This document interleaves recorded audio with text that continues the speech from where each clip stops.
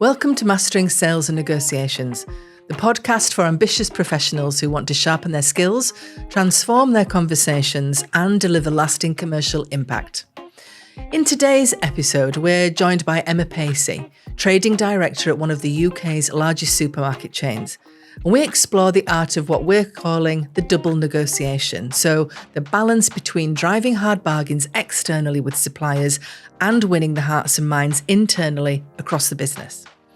Emma reveals how the best trading directors align competing priorities, secure stakeholder buy-in, and bring multiple departments, category, marketing, finance, and operations behind a single commercial strategy.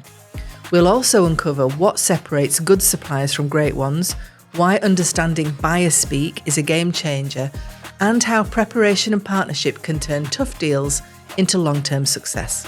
So whether you're in retail buying, procurement, or supplier management, this conversation offers a rare behind-the-scenes look at the negotiations that shape what lands on Britain's shelves and at what price. So let's get started.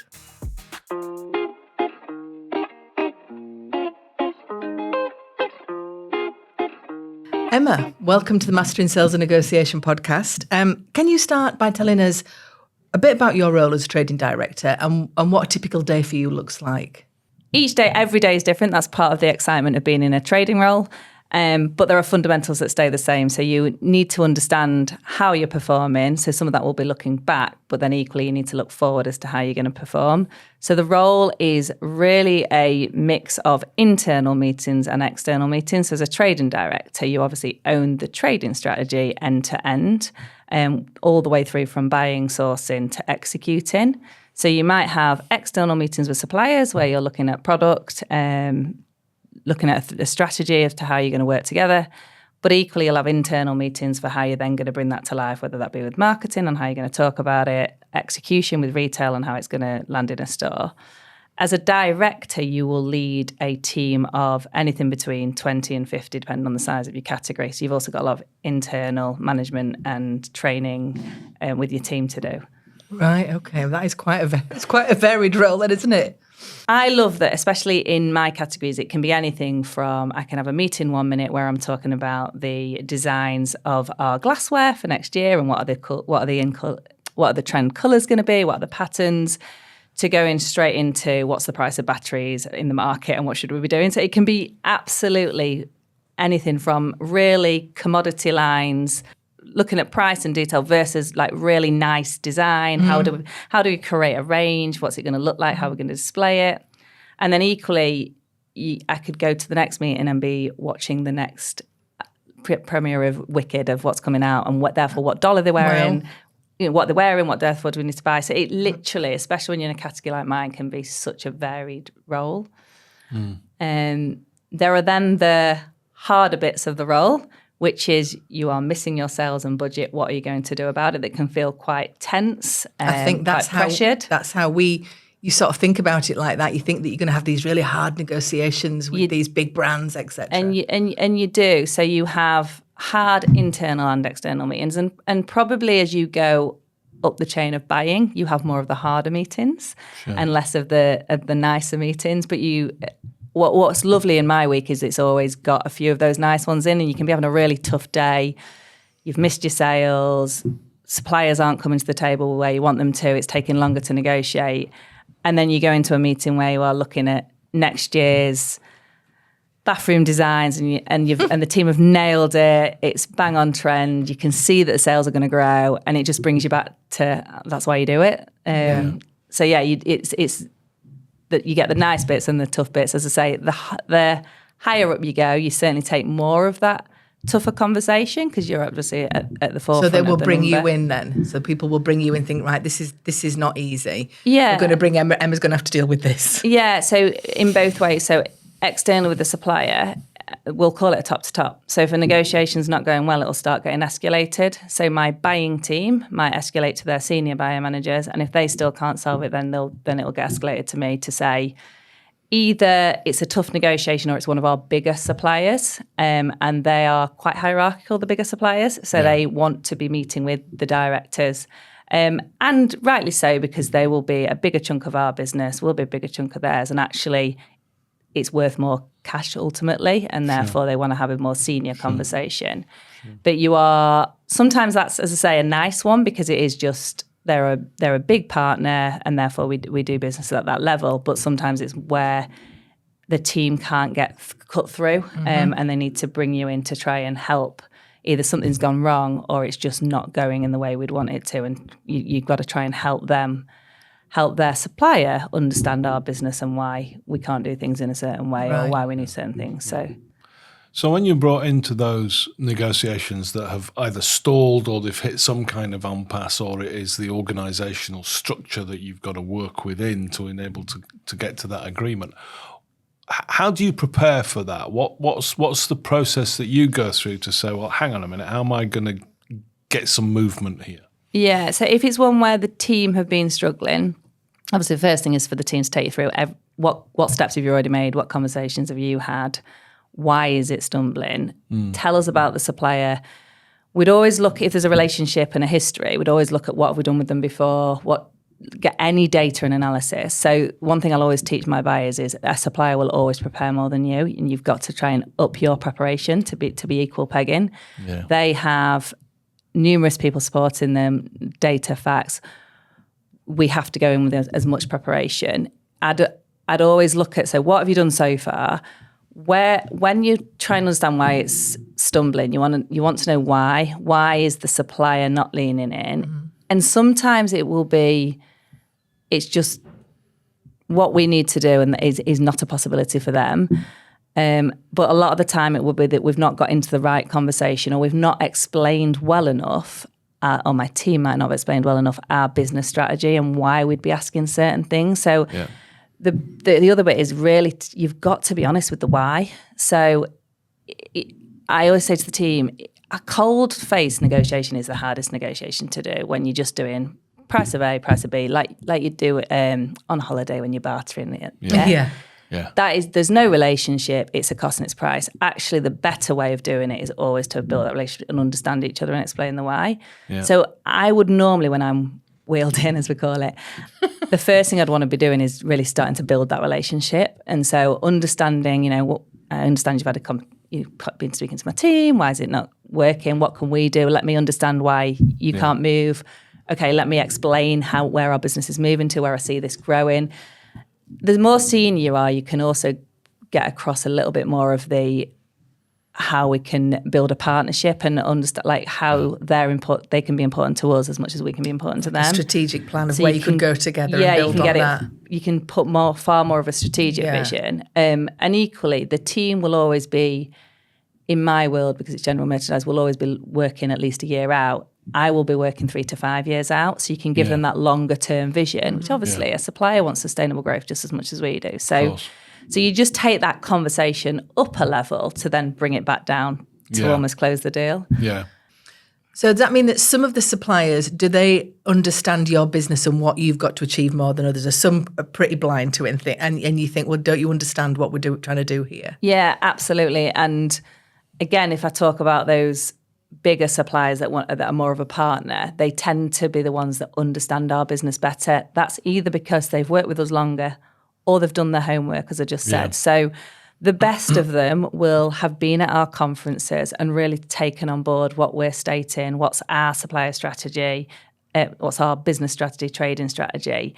And they will come to you and have tailored what they're offering you to match our strategy. So whether that be how we want to execute price, promotions, loyalty, and they've tailored their offering and they talk your language. They are the best suppliers that have prepared. The longer term, that's easier for them because they've been through it with you, and they're there. You're speaking to them regularly. They're understanding what has worked, hasn't worked, and they can tailor it back. But also you get new suppliers that have really done their homework. They've been in your stores. It never bodes well if a supplier comes to see me that hasn't been in one of our stores, and you can tell. You can ask enough questions to understand. That's a minimum for me of anyone coming in through that door, that they know they've been in, they understand your execution, because ultimately that's where it takes place. So, but the best will have not only been in and visited, but they'll have done their homework, as I call it. So they understand where the business is going, how it's performing, which categories do we seem to be excelling in, not excelling in. And then they're coming to you to give you a solution, because ultimately they're making your life easier. This is what we could be doing. This is how you could be executing it. Here's how it's going to grow your sales. Here's how it's going to grow your customers. So really talking in our language and helping us is definitely the best. I think the kind of general perception, the public perception, if you will, of supermarkets, particularly as a sort of buying entity, is they're actually quite hard on suppliers. I know that may well be the case in some supermarkets and in some categories within those supermarkets. But I guess the idea of partnership and working together on a 1 year plan, a 3 year plan, a 5 year plan might surprise some people that's the level of relationship that you have. If you are talking to one of those new suppliers who has done the minimum, they've walked into the store and they've had a look around and seen where it might go on the shelf and what it's going to be with and how you're going to execute that promotional deal and all of that. How do you help them move up to be part of the longer term plans? At what stage would you say actually these people know what we want and are part of the longer term plan? Yeah, I mean, we've got suppliers with that we've done recently. So often a supplier will first get an in with you by either running a promotional or a set buy for a certain number of weeks to see how it does. Do our customers like it? Does it sell for us? When they execute that well, the next stage for me would always be to go, well, why is it not part of our continuous range? Which is ultimately what the supplier wants. So they get 26, 52 weeks of a year on shelf. Mm-hmm. And then that's when you then start needing to have a longer conversation, because actually it's making sure they're going to have basics there, like availability. Yeah. So are you going to be able to serve our inbound? And then you start looking at those key metrics. What is their inbound performance? So it's not just about the price of the product, but if I haven't got the product, doesn't matter how cheap it was in the first place. So it's much easier when you do a promotion, because they're doing often maybe a one-off drop. You do it, you sell it. How do they react to that? So again, when you're doing those first drops, you want them to be as passionate as you are about how well it's doing. So the suppliers that are monitoring the sales themselves, our suppliers will, in both business I've been in, have access to understand how their products are performing. Sure. Are they aware of the inbound availability? Are they, I'll often have suppliers that have walked our stores and said, I can't see good enough availability. What's happening? Mm. Again, it's always good to know that they are as interested as you are on the performance. Mm. Say it works well. The next thing, as I say, is you then want to talk to them about that continuity. That then might still be quite transactional. It might be set products onto the shelf.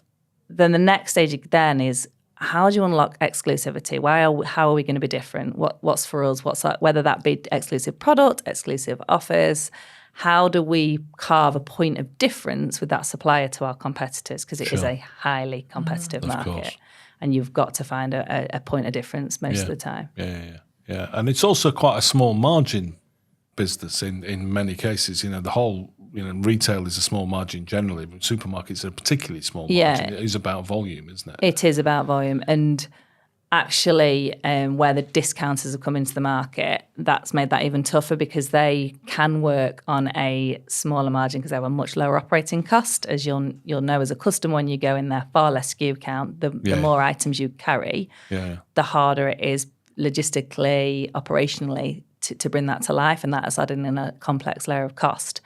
That's what the customer doesn't see, of course. Like, we have to make sure that we are still competitive, but through a totally different lens and a different buying model. The other thing that's within a supermarket, whilst the net is low, there are different categories that operate in different ways. So I personally look after one of the higher margin, because general merchandise is far less. It's a very different buying model, to food. So actually, one of the internal battles that I will often have is showing what I can bring to the total market. So if we get the mix right with what I sell versus food, it actually helps the total category. It helps the total business. Right. Yes, of course. So it is volume related. As the discounters have come into the market, they've obviously taken volume out, which means that the top four are no longer have as much volume as they used to have. Right. Yeah. And therefore, we've got to find a way of holding on to that, because, of course, the buying 101 is economies of scale. The more you buy, the cheaper you get it. Yeah. Okay? So that's like coming in as a buyer 20 years ago, that's the first thing you learn. Yeah. And actually, What's difficult now is you can often be negotiating without a volume growth. Yeah, so you've got to find a way of how do you get that volume growth. That might be less is more on our behalf. So actually, how can you take items out where they're actually cannibalizing their own sales? Yeah. So actually, you can still get volume growth, but you're getting it off less items. And then that changes the negotiation again as to, is that all with one supplier, or is each supplier getting slightly less items but more volume? So it completely just changes that mix. But that's what you have to constantly juggle through, is what's the right number of items to offer there enough choice, but to not be splitting the volume. It's a lot to think about, isn't It is. I was just thinking, I mean, we talk a lot about negotiable issues and how many negotiable issues there are. And it sounds to me like you've got an enormous number of a lot negotiable more than I issues. thought. And that is then magnified, like some kind of weird game of 3D chess, where you're then thinking about that across a whole range of suppliers who are, to all intents and purposes, very closely associated with each other. You know, the same time as you've got one of these things on the shelves, you've also got that from their competitor as a general rule. How do you balance that in terms of your preparation, in terms of your thinking around that longer term strategy and setting up that strategy with maybe those initial purchases from an individual new supplier, or maybe from working alongside some of your more established suppliers? How do you keep that balance between all of those things at the same time as getting a good deal on volume and price and availability and exclusivity and The basic principle is always start with the customer. Yeah. So if you start with the customer, who is our current customer? So we'll do a lot of looking at customer data. So the persona of our customer, who do we win and lose with, who have we got shopping, and who do we need to attract? Yeah. So if you start with that, then that gives you the basic of what you should have in your range. Yeah. So coming into my current role, we weren't attracting enough families, young families, and obviously, as you'll guess, quite easy to guess, but they would have the biggest basket in a supermarket. Of course. Okay. Yeah. So you then need to look at your range mix to say, well, what do they buy and what do I not have? So start with the customer, gives you that basic of what should be in my range. You then look at the data on what you do have selling. So we'll always be looking at best sellers, and we look at that from a number of angles, where individual items, obviously, sales and profit. You might have a line that is really needed in your range. It's lower profit, but actually it brings with it a more of the basket. So you need to look at total basket analysis, not individual items. Of course. You're then building that all the way back up to who supplies what. In my particular world, it's very different between categories. I have categories that are very heavily own brand, and therefore you're very much curating the range, working directly with the factories and you can negotiate almost against, because they can both make the same item. I've got other categories that are highly branded. I've for many years worked in the toy buying, so toys is absolutely at my heart. I love, one of the best roles you could ever have. Yeah, but ultimately, toys is actually even harder again, because it's not about what worked last year, because you've got to try and predict what's going to work next year. This one is really hard on a supplier point of view, because actually who has the hot toy one year might not have it the next year. Of course. So you've got to keep the relationships going, and it's not necessarily about one versus the other. So when you're talking about how do you decide who you're doing you need to keep the partnership going, but you will see different numbers. So but fundamentally, the first thing is start with the customer. Who are we targeting, and what do they want? And then you work that back up to match back to, well, which suppliers can give us those items, and what do I need to go negotiate? And would you ever work with some of those established branded suppliers to actually kind of influence what's in their range, to share data in such a way that you say, we think X, our research tells us Y is going to be really hot? What's the or that there is a gap in this market? What's that kind of partnership relationship actually look like in practice? Yeah, again, very different depending on the size of the supplier and their knowledge. So your big branded suppliers are as rich in data as we are on customer. And they're ahead of trends that most of them will have global teams. So you'll obviously get global trends that are coming through. But actually on some of our own brands, smaller suppliers, absolutely. We will say there is a gap in the market for X. I can talk openly about wooden toys. Many years ago, wooden toys were only sold by the specialists. So at the time, Early Learning Centre, quite a high ticket item. Not done en masse and not done at a discounted price. So actually, I spotted a gap in the market. So what I did was work with one of our current suppliers and factories that had that ability and produced in wood to go, actually, how do we do this together?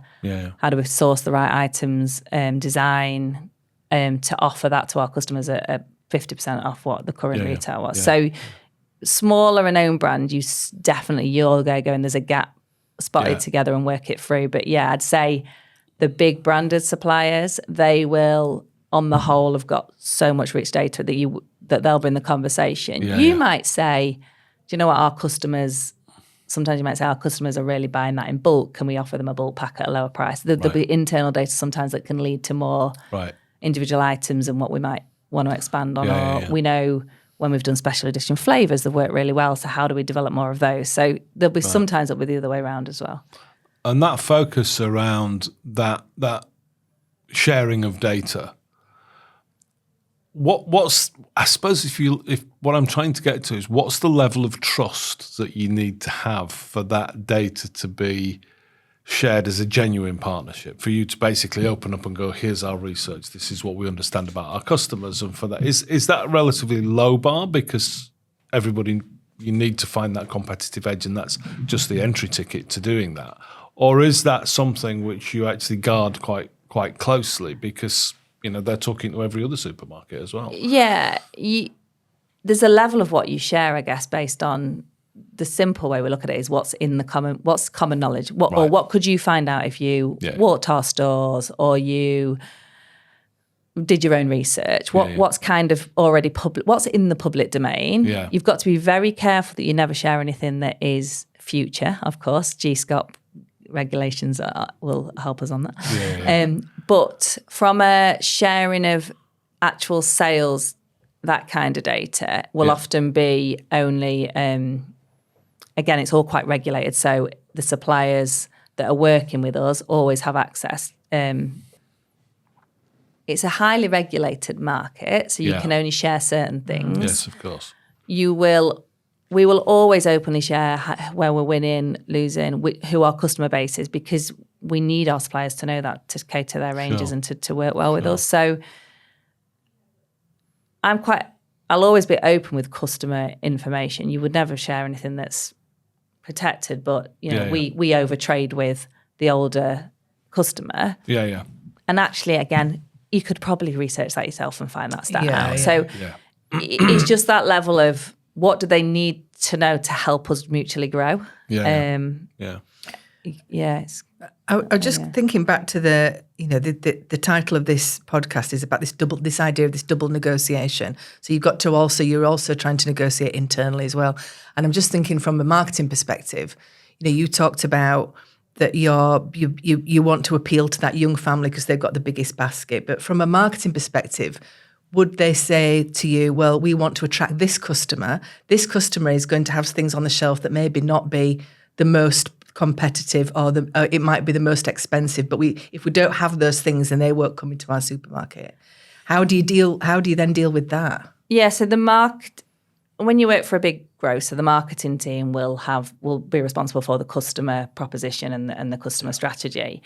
So and ultimately, I've worked for two of the biggest grocers who have slightly different strategies targeting slightly different customers. So we'll always, no matter what team I work for, you will always ladder up to the business strategy because that's who you're trying to attract at a whole. You then take it down a level to then say, well, what's our part of the jigsaw? So you can always look at, this is the total business customer, but who in our area, who are we attracting? Because it can be slightly different and which role are we playing? The internal negotiation for me is then how you can use the data to show marketing where we are bringing in a different customer. And actually, if you talked about my categories more, you might get a different footfall through the door, and you might get an additional footfall through the door. Yes. So it's actually we use our own internal data to almost do an internal sell to say, actually, I can show you last time we did this, we brought in X footfall, and we can use our loyalty data to say, actually, X% of them were new customers to us. You can also say X% of them had an average basket of an increased basket of X. So you almost do that internal sell on this is how it ladders to the total strategy, but here's how I can help stretch that. Yeah. And something like that, the wooden toys example that you gave earlier, clearly that's targeted at a very particular demographic. First of all, families with young children and or grandparents of families with young children who have that desire for that sort of very kind of slightly recherche, slightly she toy that their kids want. It feels more, or environmental was actually. When we did that was when it was starting to be quite a big on wooden being better than plastic. So there's that whole sustainability thing in there. Different angles. So how much data are you how much of that, I suppose, is kind of hard data? Look, we will get X proportion of this particular demographic through the door, versus my gut feel is. How do you balance that? Because there's got to be some of that stuff where you are actually backing an instinct. And absolutely, sometimes you're doing it for the first time. So the first time we did that, you don't have history. Of course. You'll always look at where you've done, what's the most similar you've done in the past, i.e. when did we last take a new market and half price it to whatever the rest of the market had always been at, and what did it do for us? So you'd look for similarity to get some data. Or sometimes you are literally having to say, this is what we're doing, this is our gut feel. You are literally doing that. So we've just done something this week that's a first for a while. We know we're going really sharp on price. We know there's a market demand for it. Yeah. Just because we've not done it before. We know our customer. You can also look actually at customer data that goes, where is our customer spending when they're not spending with us? So if you look at credit card data, you can go, well, actually, if we know they're spending there, well, what are they probably buying there? So you can use external data as well, even if you've not got history yourself. But there is a lot of gut feeling buying, and you have to get comfy with it. You will, for 10 things you get right, you'll probably get one wrong. And you have to just learn fast and move on. And especially in some of those unpredictable markets like toys, you will not get them all right. So I always use the example, many years ago, you might remember there was an electronic hamster. Vaguely. It was an absolute, you could not get them for love nor money. Now, who would have predicted an electronic hamster was going to be the hot toy that year, right? So you Didn't you know that? So thankfully, back to some of our earlier conversation, it was with one of the suppliers that we had a really, really good relationship with. So as it took off, we obviously had our share, but actually how do we make sure that we are the first as that stock comes in to get the availability? And actually that supplier used to laugh. By the end of the week, they were calling me Oliver, because every morning I was phoning them to see what stock had come in to make sure that we were the first on their thoughts. And actually, we won on that line. We got the highest market share. But it's that relationship is what you then pulled on. So we went in. Thankfully, we did back it. But nobody backed it as big as it was. But we were first to be actually. How do we keep growing it? So, but it's sometimes that gut is right. Sometimes that one we backed it, but just not well enough. Sometimes you completely miss a trick, and you can't kick yourself. You can try and recover it. So can I join the pack? Can I get some of that? Or you've got to just quickly learn and move on and not kick yourself. And that idea of bringing in, the electric hamster of 2026 or 2029 in your case, what that idea of spotting that trend and all the rest of it, presumably at some stage you're also negotiating with other trading directors within the business, looking after other categories. Absolutely. There's a pie. It's that big, How are we going to slice the spend, the promotion spend, the space spend? Internal negotiation you have. So every category has their own range space, but you will know when you go shopping, the first thing you see is when you walk through the doors, which is the foyer. They are the hottest slots you can get. Of course. And of course, there are some big giant suppliers out there that you will be used to seeing when you walk in those doors. So the brands that you love and know really well. Now, obviously, they have got huge teams, huge marketing teams, huge budgets, etc. So quite hard sometimes, actually, for my categories to come up against those. And if you purely looked at a sales number, you wouldn't. And this is where you do the internal negotiation on what point of difference that you can bring. And actually, my categories tend to be truly incremental. You don't necessarily need general merchandise like you need to eat. Yeah. So it's actually, it can often stretch the spend, and it can, as I said before, be at a higher margin. So the internal negotiation comes in on where can I offer a point of difference. So very well timed, Black Friday coming up. Of course. Right. That's where general merchandise really comes to the forefront of actually, big sales period of people buying non-food items, and actually very competitive. But how do we have our slice of that pie? Sure. So yes, you've got the space, and then equally you've got, which is not owned, the out of aisle space, and then you've got marketing. It's a set budget. We can only talk about so many things. How do you get your share of that when you ultimately you work for a food retailer? Yeah, for sure. So again, that's an internal negotiation, often around what can we add, how can we attract customers, how can we grow the basket, and just showing how you can really give that competitive edge versus the other supermarkets. And especially that's where we can have a competitive advantage versus the discounters, because that is where we do offer that broader range. And that idea of the brand promise that you make and that is kind of captured within that promotional stuff, they talk about Black Friday, also we're not that far away from Christmas, so there's going to be all those ads going out and all the rest of it. To what extent do those suppliers who you work very closely with get that, reflect that back to you, factor in the idea that, look, you're going after this kind of area of the market, you're going to lead on this, and here is how this particular line might support that? To what extent do they kind of buy into the overall strategy, not just the general merchandise strategy that you control? Yeah, absolutely. The reality is the calendar doesn't change that much in a year. Of course. So the suppliers will all be geared up to the same trading pattern. So, it is always, there's always something around all your calendar events, Valentine's, Mother's Day, Easter, etc. The summer is, you hope for sun, because you always get better sales when it's summer. Everyone feels better, everyone spends more. So the suppliers' own strategies will also follow that calendar, and almost they'll know where they need to do their deals in a certain way to really capture it. And ultimately, as I said earlier, it all comes back to the customer, because what's on the customer mindset is driven by that calendar. And therefore, if you tap into what's on their mind with the right offer, that's how you win. So again, we all start with the customer. What are they thinking? So as you say, at the moment, you've got Black Friday ultimately obviously came over from the US. It's about getting a bargain. But actually, if you think about its timing, it was traditionally there for Christmas gifting. So, you are buying either self-gifting or gifting ahead of that peak period of Christmas. That's why it is in November. It's getting earlier and earlier every year. But that's just the competition trying to get one step ahead of each other. Of course. So during those periods, so Black Friday, Christmas, at some point there's going to be brands and suppliers that miss out, that they're not going to be top of the pile. How do you then use your negotiation skills to build back that, that relationship? Really, what do you have to do there?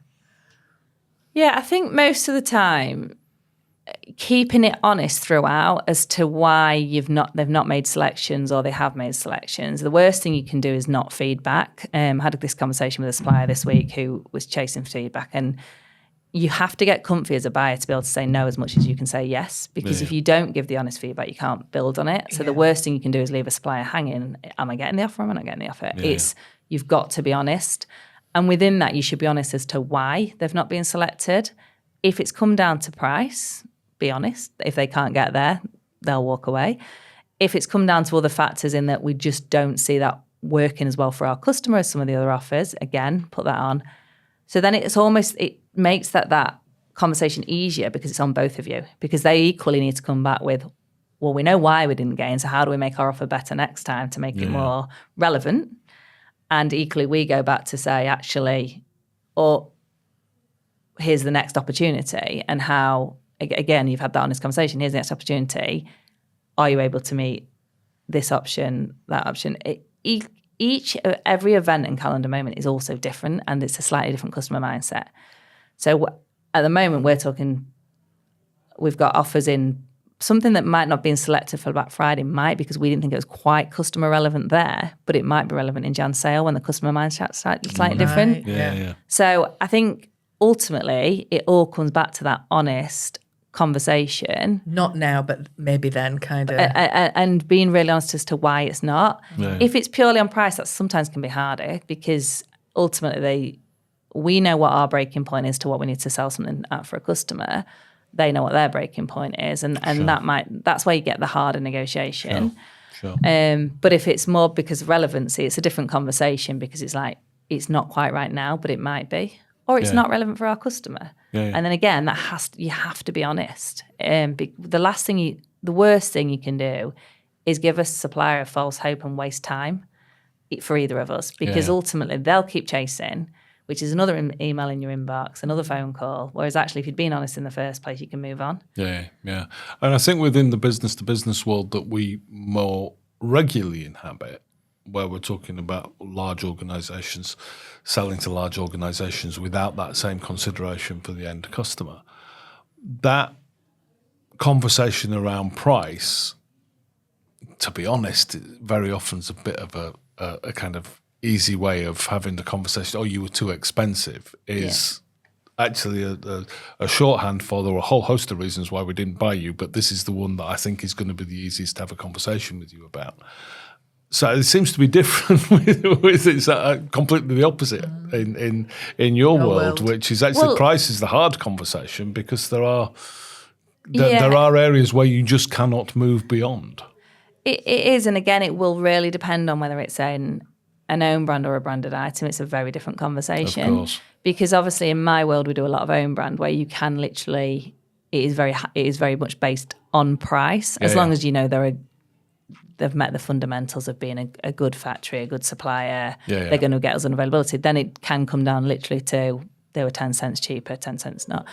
And you will go backwards and forwards on that. But then when it's a big supplier, it's more of a total conversation on price. So it's not just about individual items. It's about the total, the range, the marketing support, the online support. So it's more of that total negotiation at a business level as to how we're going to support each other. And that's when it then comes down.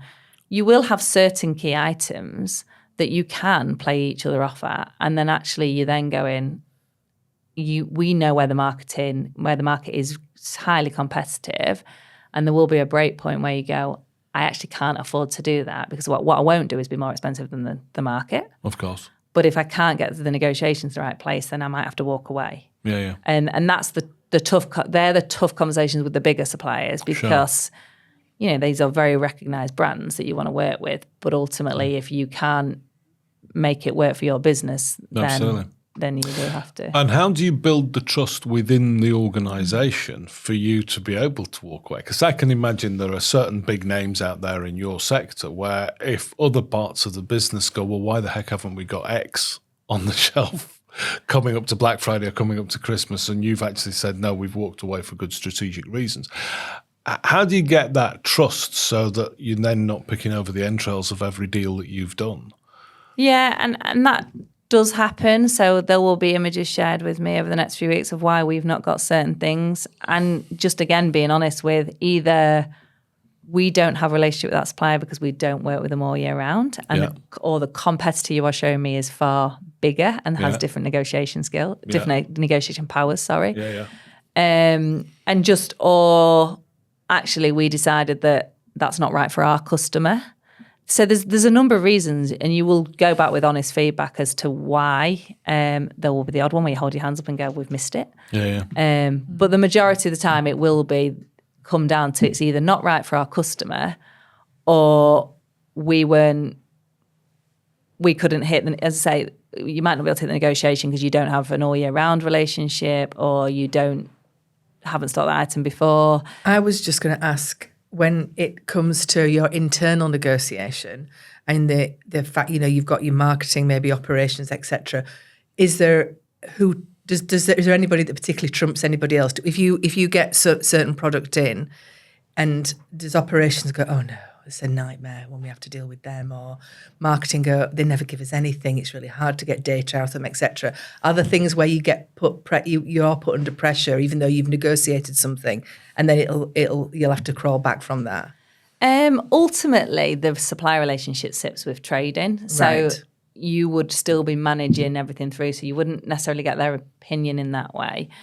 The difficulty is when you, on an internal negotiation, everyone still has slightly different KPIs. So whilst Right. ultimately we're all around You've got your sales strategy, and profit, there are slightly conflicting KPIs. Yeah. And what you've got to be able to do internally is talk to their KPIs to understand how, so marketing will be bringing in customer footfall. Supply will be making sure that they can hit the availability numbers, but equally not be left with too much stock at the end. So you've got to think of operations want simplicity. How is it as simple as possible for our stores to execute?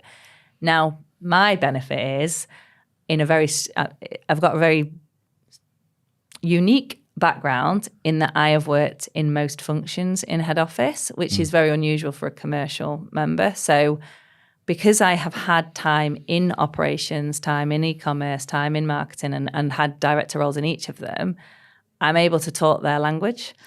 Most buyers and commercial traders don't step out of commercial. So they have a very vertical career path where they start as a trading assistant, buyer, senior buyer. I'm unusual in that I've taken the opportunity to move out of commercial, but what it's made me is a better commercial director in the long run. Because actually I have taken time out in customer proposition. So I truly understand starting with the customer, getting that proposition right. I've equally had time in retail operations, so I understand if you can't execute it at the end, you can fall down at the last hurdle. It doesn't matter how good the deal was, how good the product is. If a store can't simply execute it, customer doesn't see it. I've also had time in e-commerce, so I can understand it's not just about how it comes to life in physical retail, it's how it also comes to life in our online retail. So whilst I've had this squiggly career path, I think ultimately it's made me a far stronger trader because I can internally negotiate and externally negotiate. And that's interesting. There's two things that you've said there that I really want to pick up on. The first is that when you were describing the way in which you negotiate internally, that sounded exactly the same as the way that you identify suppliers who've really done their homework. So I think that transferability of there are some universal truths here. Absolutely, because it's all about, I guess ultimately you're showing that you care and that you understand each other. Because actually you need to find the common goal. If you find the common goal, you both win. No negotiation should feel like someone's walked away losing. A good negotiation, you both walk away winning, right? Absolutely win-win. And that's when it really works. So you've got to, and that's internal or external. What is driving their KPIs? What are they after? And actually, how do we both win? That's a good negotiation for all, like with common goals and everyone achieving. So they're the basics of negotiating, but I always remember that no one should feel like a loser. Absolutely not. And that idea, the other point that I wanted to pick up on was the way that you described it as a squiggly career path. If you go, and this is because I'm terribly old, but if you go back to the 1970s and you look at the way that the first big Japanese companies started to take over, particularly in automotive, but in also all sorts of other consumer goods as well, they had a plan that people moved around. All of their top executives had spent time in sales, in operations, in finance, in marketing, and then moved up. And you didn't go up a ladder until you'd been round the roundabout, so to speak, if I'm not mixing too many metaphors at that point. But it's that idea of going through the stages, really understanding the business. When you're working with your junior buyers or even some of your senior buyers, I guess, but you're talking about the people who report into you. You mentioned right at the start of this conversation the idea of training those people. How do you help them to benefit from your understanding of the different functions and the different pressures and priorities and opportunities within those functions? And secondly, would you advise them to kind of do the squiggly stuff that you've done? Yeah, I always advise, I think everybody in grocery should spend time in retail. You need to have spent some time either in the field or working with retail operations, or at least spend a lot of time with them understanding it and really understanding that execution at the customer face. Yeah. One of the big things I say to my team is I expect them in stores at least once a week. Right. If you're not out there seeing your products come to life, then you can't do your job properly. So even if you're not in the role, you are out there seeing that come to life. Yeah. The other one is you can't win if you stay silo. So a buyer has to form a very good relationship with their support functions. So whether that be supply, marketing, logistics, retail. If you've not, so almost I've done it by going through each of them, but actually I see the benefit. So what I encourage my team to do is build those relationships. Who's your peer in those categories? How do you work well together? How do you learn from them, and how do you help teach them what we do? Your challenges and what you need to look for. Yeah. So even if you don't need to necessarily do this squiggly career, but you have to understand how you all work together. You will not do it on your own. So I'll often say, you can't do it on your own. Like build a team. I'll always remember being a buyer and my supply analyst, she used to say to me, "Oh, how have you done this week? How are your sales this week?" And I say, "How are our?" And that narrative, I was like, no, it's our sales. And I always remember how happy I was that when I walked in one Monday, she went, "Emma, we've done really well this week." And it was like, yes, right, we're there. And actually I was like, it's a team. Yeah. And actually that internal team is so important. It is not about the buyer. It's about everyone feeling like, sharing the joys when you do hit the number, but equally sharing the pain actually when you don't, which is we haven't hit. Why? Which one of us can pull a trigger that might turn it around? So I always encourage my team, build those internal relationships. It's super important. Understand why. It's very easy. A lot of them will come to you and say, "Oh, I've got a problem with X. They won't do X." Well, why? What's stopping them? Have you understood it from their point of view? What's the barrier? What's the barrier to them, and how do we unlock it together? And that unlock it together. One of the things that Rachel will be bored of me saying this stuff, but it's one of those things where sitting the same side of the problem as the person that you're with. So whether that's a customer or whether that is a supplier or whether that's a colleague from a different department or whatever it is, that idea of looking at it from the same perspective or as close as you can, and say, so what is it that's stopping us progressing here? It's a vital skill, regardless of what role you're in. That empathy is the key to all this negotiation, really, isn't it? It is. And I was going to say, actually, sometimes that's the harder bit of the negotiation. It's actually when something's gone wrong. So there's with all the will in the world, you can have a great relationship. You've all gone in it together. You've got the right price, you've got the product. Something goes wrong. Actually, that's when you truly test a relationship, because actually, who solves the problem? Rather than points the and finger. Actually, a really good supplier works with you hand in hand to solve the problem. Maybe in a creative way, maybe in a simple way on price, but actually, that's almost the end goal. So it can all go swimmingly well, and it's great. But actually, the true test is when it goes wrong. Interesting. Emma, thanks so much for this. It's been so interesting. We could chat all afternoon. Thank you. No, thank you for having me. I've enjoyed it. Thanks very much for watching or listening to this episode of Mastering Sales and Negotiations. Remember, there'll be other in the series. So wherever you get your podcasts from, via YouTube, via the Hustway International website even, you can catch up with any of the past episodes in this series. And also, make sure you don't miss any more by turning on push notifications. And somebody under the age of 50 will now explain that to me in a quiet room. Thank you very much for listening and watching. And remember, if you've enjoyed it, please tell someone else.